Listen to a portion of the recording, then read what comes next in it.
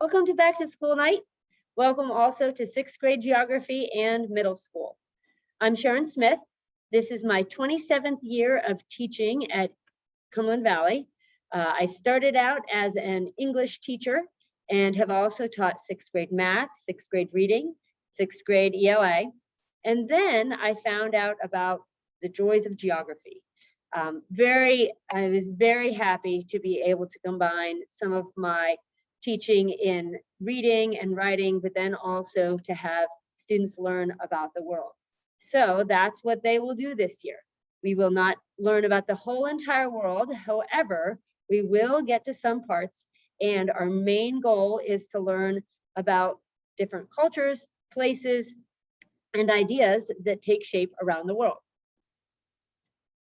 If you had a geography class earlier in your school years, you might remember learning about maps and where places were. And while we will do that in some basic ways, the plan for this year is listed here on the screen. We will look at some map skills and physical features, but from then we will go into population patterns and issues. What this means is there are places in the world where we'll look at cities and how they grow and how that affects the people who live there and how it affects the world. We'll look at economics at a 6th grade level, where we learn about jobs around the world and how where you live affects how you live. Pollution is one point that we'll talk about, not only here in the United States and in North America with the Great Lakes, but also around the world. We'll find out how pollution doesn't just stop in one area because there's a political boundary. We also, towards the second half of the year, we'll read a novel in geography class called The Long Walk to Water. This novel is fabulous.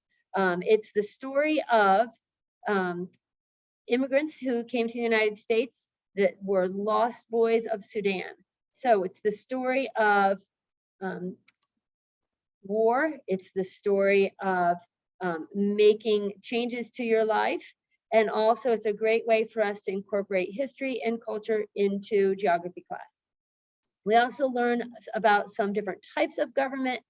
And throughout the year, we'll talk about adapting to different regions and how people have adapted in order for them to be able to survive and thrive in different parts of the world.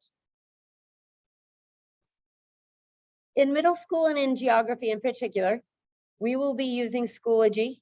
And just to give you a quick tour around how to find things in Schoology, we've all tried to set up our classes in a similar way to make sure that students can find their way around. Each day we have in our geography agenda here, we have what we're going to be doing in class.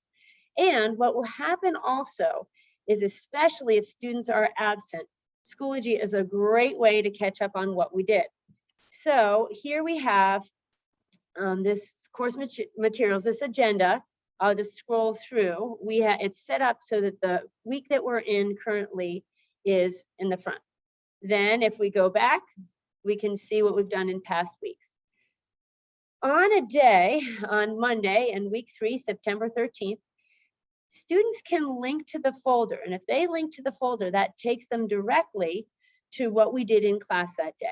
So I try to have a summary here, and we have some links about some different practices that we'll do, and then also some instruction.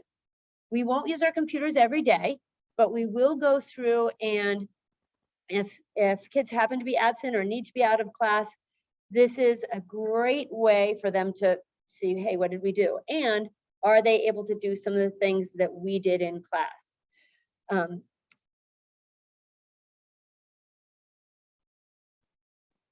The last thing I'd like to tell you about is what to expect to see from your students as they come home at the end of the day.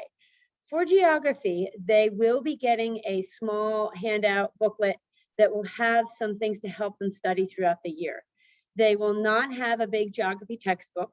They are able to get to their geography textbook online. We've started that in class and they know how to do that, but we'll mainly use the textbook as a resource. I will rarely ask students to read whole sections and then come back and report to me. The other thing that you will see is we'll try to mix it up so that at times they'll have projects or they might have quizzes, but we will always have things listed in Schoology so we know it is upcoming. The other thing is, in today's day and age, it is very easy to get in touch with us as teachers. Students will be able to they can use the Schoology messaging, which is very quick and easy. And if you have any concerns or questions and need to get in touch with me, email is a great way to do that. My email is smith@cvschools.org. Even with the last name Smith, it's not too hard to find me. Otherwise, I am looking forward to a fabulous year with your kids. We're so excited to have them in class and learning, and looking forward to a great year ahead. Thanks for all of your support of your kids. Let's make it a great one.